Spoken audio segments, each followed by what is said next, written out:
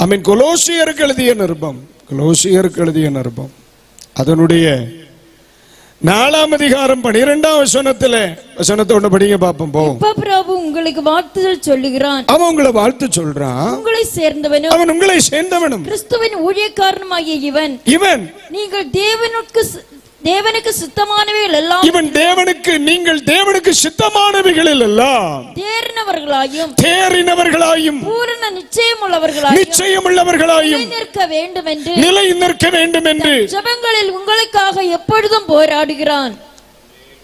எப்ப இது ஒரு தாய் சபை. இங்க இருந்து ஊழியக்காரங்க வந்திருக்காங்களா? வெண்டலியூட்ல இருந்து ஊழியக்காரங்க உண்டா? அவரா? இவர் தான் எப்ப நினைங்க.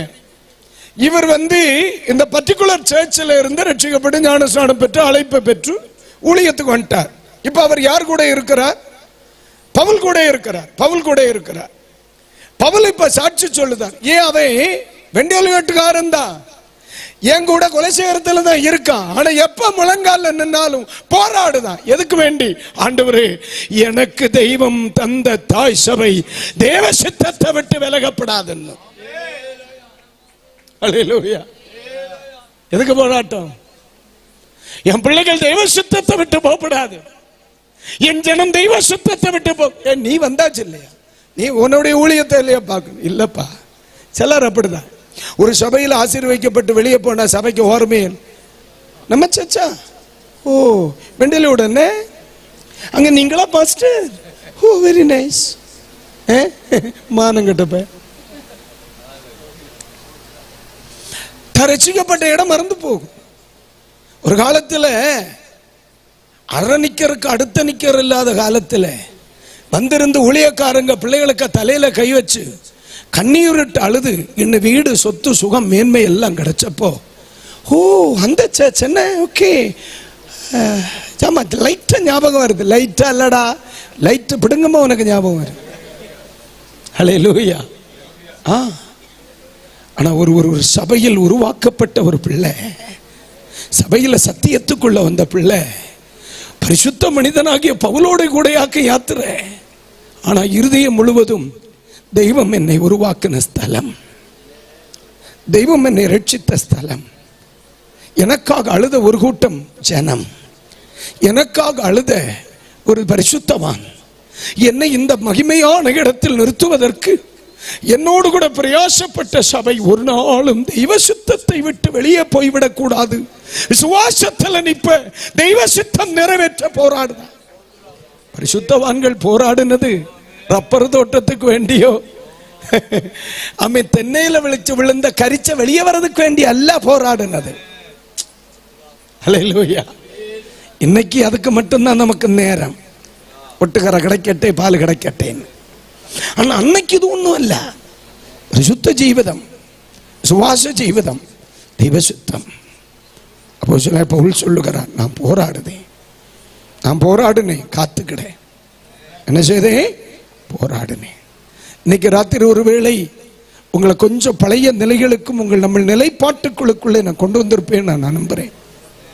எனக்கு நிறைய பாயிண்ட் எல்லாம் வைக்கணும், அதெல்லாம் அவசியம் கிடையாது. நான் 5 வார்த்தை சொன்னாலும் அடி மனசு வரைக்கும் புரியணும்.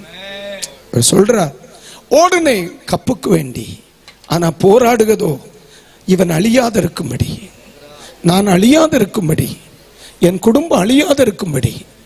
பலரும் ஓட தொடங்கின காலத்தில் எதுக்கு வேண்டி ஓடுனது? கப்புக்கு வேண்டி. இப்போ கழியாத காலத்தில் ஓடுனது எதுக்கு வேண்டி தெரியுமா? அழியாம இருக்கும்படி.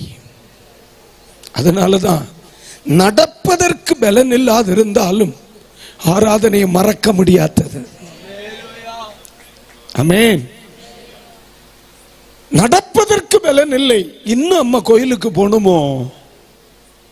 இருக்க முடியாத இன்னும் ஆராதனை போகணும். மக்களே, போகலன்னா குடும்பம் அழிஞ்சு போகும். ஆராதிக்கணும், குடும்பம் அழிஞ்சு போகும். ஆமென். தெய்வத்தை தேடணும், குடும்பம் அழிஞ்சு போகும். தேசம் அழிஞ்சு போகும். அது அழியாம இருக்கணும்னா, இந்த தேசம் அழியாம இருக்கணும்னா 4 தெய்வ மக்கள் வந்திருந்த ஒரு மூலையில தெய்வமே என் ஜனங்களுக்காக இறங்கும் என்று போராடித்தாகணும். அல்லேலூயா, அல்லேலூயா. பலரும் போன வண்ணமா திரும்பி வர காரணம், பலரும் எங்கேயோ ஒரு ஓரத்தில் இருந்து வடிச்ச கண்ணீரை. பலரும் இன்னைக்கு ஜீவனோடு இருக்க காரணம், ஆண்டவரே பிள்ளை தெரியாம செய்தாய், அவனை மன்னிங்கன்னு அழுத பரிசுத்தவான்களுடைய கண்ணீர். இல்லைன்னு என்ன இடை புதைச்ச இடம் பில்லு விருத்திருக்கும். உனக்கு வேண்டி இறக்கம் கேட்கலைங்கி போராடுகிறான். எதுக்கு வேண்டி? தெய்வ சித்தத்திற்கு. அல்லேலூயா. இழந்து விடக்கூடாது. எல்லாரும் ஒரு ஆமீன் சொல்லுவோம். ஆமென். அல்லேலூயா. இன்னைக்கு சபைகளில் பிதாக்களின் அளவுக்கு பிள்ளைகள் இல்லை. பிதாக்களின் அளவுக்கு பிள்ளைகள் இல்லை. அப்போஸ்தலனாகிய பவுல் சொல்லுகிறார், முதல்ல இது உன் பாட்டிகிட்டே இருந்து, அப்புறம் அது அப்படி அம்மாட்ட வருது, இப்ப அது ஓன்ட்ட இருக்கு. இந்த விஷயத்துல சபைகள் தோற்று போயிட்டோ என்று தோணுது. என்னன்னா, பிள்ளை தேவ சமூகத்திலையும் அம்மா தேவ சமூகத்திலையும் பிள்ளை மேக்ஸ் கிளாஸ்ல, இது புதன்கிழமை. வெள்ளிக்கிழமை பிள்ளை தேவ சமூகத்திலையும் பிள்ளை சயின்ஸ் கிளாஸ்லையும், ஞாயிற்றுக்கிழமை அம்மை அப்பனும் தெய்வ சமூகத்தில் பிள்ளை எக்ஸ்ட்ரா கிளாஸ்ல. அப்போ என்னிடத்தில் இருக்கிற இந்த விளக்கு மக்களிடத்தில் போய் சேராது. சர்டிஃபிகேட் வச்சு ஒன்றும் செய்ய முடியாது. காரணம், ஆமீன், உலகம் முழுவதையும் ஆதாயப்படுத்தினாலும் தன் ஜீவனை நஷ்டப்படுத்தினால் அவனுக்கு லாபம் என்ன? அல்லேலூயா. உன் பிள்ளையானவனை நடக்க வேண்டிய வழியில் நடத்து, அவன் முதிர் வயதிலும் விடாதிருப்பான். நான் சொல்லுகிறது புரிந்தது என்று சொல்கிறவர்கள் ஒரு அல்லேலூயா. இந்த ஆராதனை எதுக்கு சகோதரி? கிடைச்ச விசுவாசத்தை கொண்டு சேர்க்கிறதுக்கு வேண்டி. ஆமென். வழி விலகி போய்விடக்கூடாது. நமக்கென்று ஆண்டவர் வைத்திருக்கிற அந்த பாக்கியத்தை பெற்றுக்கொள்வதற்கு தான். கைகளை உயர்த்துவார். ஆமென் சொல்லு. அப்ப நீங்க நினைக்கலாம், பாஸ்டர் நிறைய வியாதிகள், பிரச்சனைகள், போராட்டம், அதெல்லாம் தெய்வ சித்தத்தின் வளையத்திற்குள் அவர் வரும்போது அதுக்கு தடையா இருக்கிறதெல்லாம் தானா மாறும். அது என்னுடைய விசுவாசம். அல்லேலூயா. நான் இந்த ஊழியத்துக்கு வரும்போ அல்சர் பேசியேன், வெக்கப்படாம சொல்லுவேன். ஒரு வகை இப்படி ஒரு மடக்கு தண்ணீர் குடிக்கணும்னா, இப்படி ஒரு மடக்கு தண்ணி குடிக்கணும்னா முதல்ல பக்கத்துல கழிவறை இருக்கான்னு, டாய்லெட் இருக்கான்னு பார்த்துட்டு வேணும் தண்ணி குடிக்க. இல்லைன்னா புத்திமட்டி போகும். ஒரு பொருள் குடிக்க முடியாது, சாப்பிட முடியாது. அப்படிதான் நான் ஊழியத்துக்குள்ள வந்தேன். நான் தெய்வ சமூகத்துல வந்தப்போ, ஆண்டவரே ஒரு கிளாஸ், ஒரு வீடு சந்திக்க போகும்போ ஒரு கிளாஸ் தண்ணி தந்தா குடிக்க முடியாது, உபவாசம் பண்ண முடியாது. இந்த பலகீனம் உங்க சித்தத்தை செய்வதற்கு தடையா இருக்கும். நான் ஊழியம் செய்யணுமோ அல்ல ஒதுங்கி கிடக்கணுமோன்னு நீங்க தீர்மானிக்கணும். நான் தெய்வ சித்தம் செய்ய வந்தேன், எனக்கு உதவி செய்யும்னு கேட்டேன். எப்ப சுகாச்சுன்னு எனக்கே தெரியாது. அல்லேலூயா. அல்லேலூயா.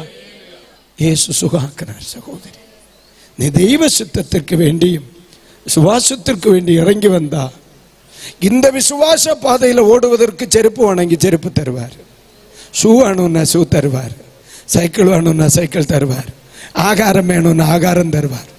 விசுவாசத்தை காத்துக்கொள்வதற்கு நீங்களும் நாங்களும் ஆயத்தமானால் அதை ப்ரொடெக்ட் பண்ண வேண்டிய சகலமும் தெய்வத்தால் தரப்படும். கைகளை உயர்த்தி ஒரு அல்லேலூயா. ஒரு பலகீனம் அது இடையூறா இருக்காது, ஒரு வியாதி இடையூறா இருக்காது, ஒரு பண கஷ்டம் இடையூறா இருக்காது, ஒரு பிரச்சனை இருக்காது. ஆண்டவர் அதை வைக்க மாட்டார். இயேசு என்ன சொல்லி, ஆண்டவர் என்ன சொல்லி யோசுவாவை அனுப்பினார்? ஒருவனும் உனக்கு முன்பதாய் நிற்பதில்லை, நீ போன்ட்டார். ஏது வேணும் அதை கரெக்டா அவர் செய்வார். இன்றைக்கு ராத்திரி வேளை அந்த விசுவாச ஜீவிதத்திற்கு வேண்டி இன்னும் ஒன்று நிற்கணும். என்ன வந்தாலும் ஒரு தீர்மானம். அல்லேலூயா.